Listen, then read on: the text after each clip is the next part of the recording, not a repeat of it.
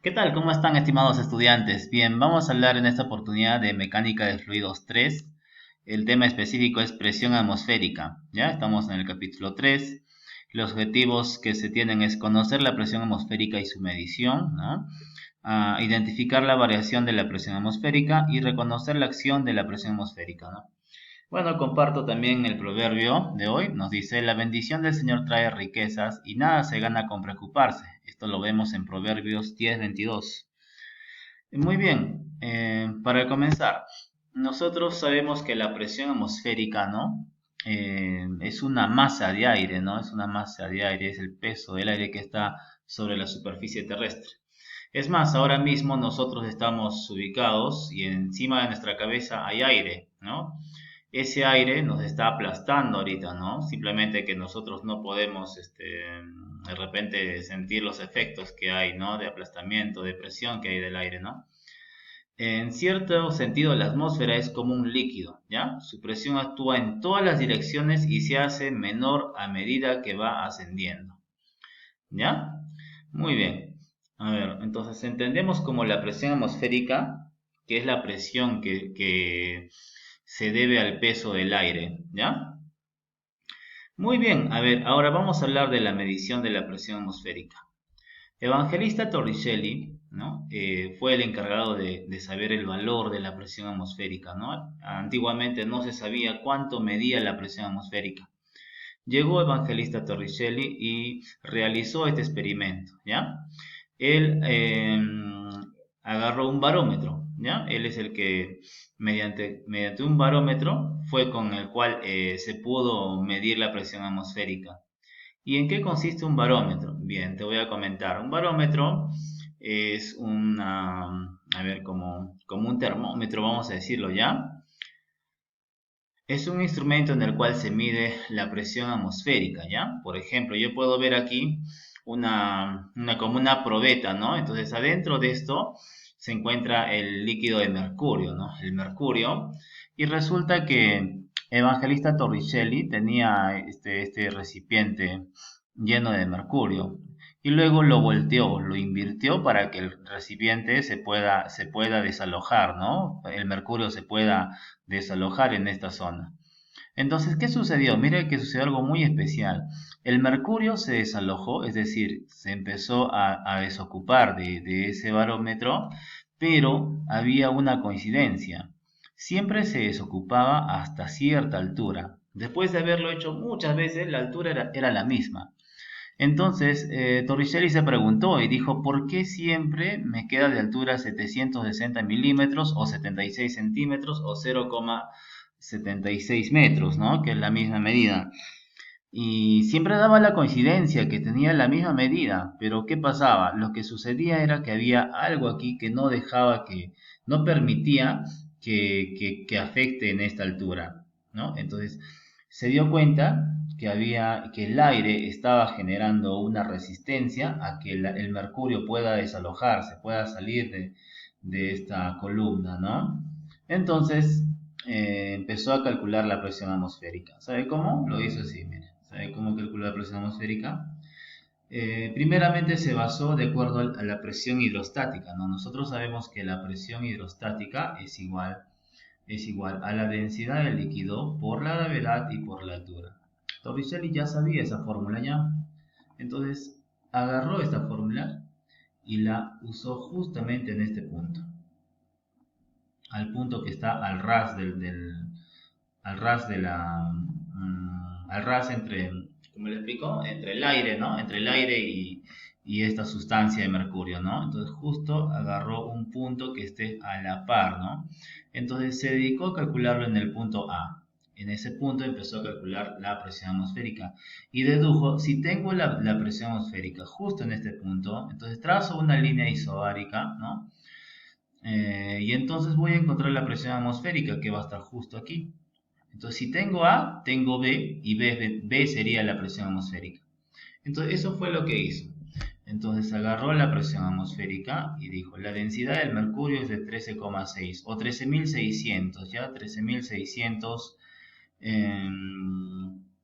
kilogramos sobre metro cúbico. Lo multiplicó por la gravedad, que es de 10 metros sobre segundo al cuadrado, y lo multiplicó por la altura, que en metros sería 0,76. ¿Ya? Al realizar esta multiplicación redondeando, le salió este resultado, que sería 10 a la 5. ¿Ya? 10 a la 5 o 10.000, ¿no? Perdón. O si no, también le podemos decir 100.000, ¿no? Si nosotros tenemos 100.000, sería así, ¿no? A ver, así. 100.000 pascales. Que esto equivale a 10 a las 5 pascales. Entonces, 10 a las 5, a partir de este resultado, se convirtió en una atmósfera. Entonces decimos que el valor de una atmósfera, que es el valor de la presión atmosférica, es equivalente o es igual a 10 a las 5 pascales. Y listo. Entonces acabamos de conocer el valor de la presión atmosférica. ¿Quién nos ayudó a calcularlo? Evangelista Torricelli, ¿ya? Mediante este experimento. Muy bien, entonces ya conocemos la medición de la presión atmosférica. Ahora vamos a pasar a ver la variación de la presión atmosférica, ¿ya? Que es el segundo objetivo. Bien, como verás, la presión atmosférica va a tener variantes, ¿no? Va a variar de acuerdo a a la altura que se encuentre la Tierra o la superficie, ¿no? Por ejemplo, yo te hago una pregunta. ¿Dónde hay mayor presión atmosférica? ¿En la costa o en la sierra? O en todo caso, en las alturas o en la costa, ¿no? ¿Dónde habrá mayor presión atmosférica? ¿Qué cree usted? Bueno, yo imagino que ya ha respondido, ¿no? Entonces, mire, ¿sabe dónde hay mayor presión atmosférica? Esto resulta en la costa hay mayor presión atmosférica. Hay más aire. ¿Por qué? Porque la columna, obviamente la columna de aire es más grande, ¿no? Al haber una columna más grande, quiere decir que la altura va a ser pues más grande. Entonces se va a multiplicar en la fórmula similar a presión hidrostática, entonces va a darle mayor resultado, ¿no? Mientras más altura tenga, va a tener más valor. Es más. En la costa, ¿no? El aire está de sobra, ¿no? Por decirlo así, tenemos mucho aire en la costa. En la costa va a haber mucho aire. Por esa razón las personas no sienten efectos de repente de cansancio, ¿no? Pero mire qué va a pasar en la sierra. En cambio, en la sierra, debido a que las columnas de aire son cortas, ¿no? Por ejemplo, esta columna es cortita, entonces quiere decir que hay menos presión, ¿no? En la costa hay menos presión atmosférica. Es decir, hay menos masa de aire. Por esa razón, en la sierra, mejor dicho, chicos, a ver, en la sierra, las personas pues se cansan más rápido, ¿no? Una persona que no está habituada a vivir en la sierra le va a dar el mal de soroche, le va a dar la falta de oxígeno, todo ello, ¿no? ¿Por qué? Porque no hay mucho aire, ¿no? Entonces, podemos notar ahí que la presión atmosférica tiene variantes, ¿no? Varía de acuerdo a a la altura. ¿Listo? Como conclusión, podemos decir, por ejemplo, que en la sierra la presión atmosférica tiene un menor valor que en la costa o que en la cima de una gran montaña, ¿no? La presión atmosférica es menor que a los pies de dicha montaña. ¿Ven? Muy bien, y ahora vamos a hablar de lo siguiente, que es acción de la presión atmosférica, ¿ya? ¿Cómo acciona la presión atmosférica? ¿Cómo trabaja la presión atmosférica? Ya está, veamos. Nosotros vamos a imaginar una lata con aire. Adentro está, bueno, obviamente la lata está abierta, entonces adentro tiene aire, ¿no? Entonces, ¿qué sucede? Ese aire impide o bueno, equilibra la presión atmosférica, ¿no? Por ejemplo, la presión atmosférica está dirigida en todas las direcciones, ¿no? Por ejemplo, está presionando de esta forma la presión atmosférica. Pero como la lata adentro tiene aire, como hay aire adentro, entonces ese aire también hace lo mismo, pero en contra, ¿no? Entonces quiere decir que el aire también va a estar presionando de este lado. De tal manera que presionándose en forma contraria, la lata no se va a deteriorar, no se va a malgastar. ¿Por qué? Porque va a haber un equilibrio de presiones, ¿no? Pero mira qué va a suceder si a esa lata se le saca el aire. Si se le saca el aire a dicha lata, el resultado va a ser que la lata se va a tener que que deformar, ¿no? Va a tener que aplastarse, se va a tener que chupar la lata. ¿Por qué? Porque si no hay aire aquí, entonces la presión atmosférica va a estar presionándolo por todos lados, ¿no? De tal manera que que esta lata se va a deformar, ¿no? Bien, entonces a eso conocemos como la acción de la presión atmosférica, ¿ya? A ver, en nuestro cuerpo, ¿cómo trabaja? ¿Cómo trabaja en nuestro cuerpo? ¿La presión atmosférica también nos presiona? Sí, efectivamente, pero nosotros trabajamos como si fuéramos una lata con aire. ¿Por qué? Porque dentro de nuestro cuerpo tenemos sangre, ¿no? Tenemos un sistema sanguíneo que este sistema sanguíneo hace posible el equilibrar con la presión atmosférica. Si no tuviéramos sangre, entonces estaríamos como la lata sin aire, ¿no? Nos aplastaría, la presión atmosférica nos estaría deformando nuestro cuerpo, ¿no? Pero como nuestro cuerpo tiene sangre, entonces eso se equilibra. ¿Listo? Muy bien. Luego dice, muchas son las aplicaciones involucradas con la presión del aire como la aspiradora doméstica, la absorción de líquidos con un sorbete, la bomba para desatorar inodoro, los frenos vacíos. Hay muchos ejemplos, ¿no?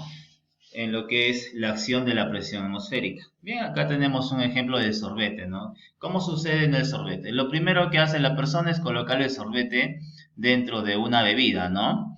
Y luego va a succionar el aire que está de más. Aquí hay un aire que equilibra todo. Entonces, ¿qué hace la persona? La persona absorbe todo este aire y cuando ya no queda nada de aire en el sorbete, ¿qué va a suceder? La presión atmosférica, ¿no? La presión atmosférica empieza a presionar el líquido y lo hace en todas las direcciones. Y cuando aprieta el líquido, como esta cañita o sorbete no tiene aire, entonces va a hacer el líquido va a tener que subirse, ¿no? Va a tener que subir por dentro del sorbete, ¿no? ¿Por qué? Porque había mencionado que la presión atmosférica presiona este líquido y al presionar este líquido va a empujarlo a que se pueda pasar por todo el sorbete, ¿listo? Y de esa manera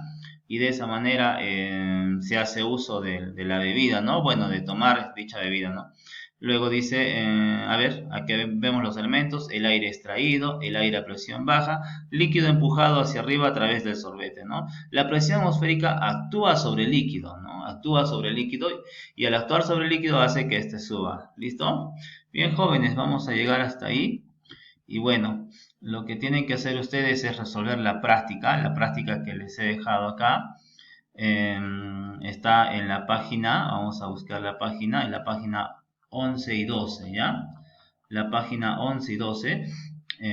Ahora, ustedes tienen que resumir estos conceptos en el cuaderno y a resolver el nivel básico. ¿Listo? Esto tienen que resolverlo antes de la sesión síncrona y esto se va a preguntar. ¿Listo? Se va a preguntar en la sesión síncrona. Se va a tomar lección de esto. Esto les voy a preguntar. ¿Listo, jóvenes? Y una vez que ustedes respondan, después quedará de tarea pendiente el resolver estas dos páginas, el 11 y el 12. Pero dichas páginas se van a avanzar en la sesión síncrona, ¿no? Y los ejercicios que resten, esos ejercicios van a quedar de tarea. Espero que esté claro. Muchas gracias por su atención. Hasta la siguiente oportunidad, jóvenes.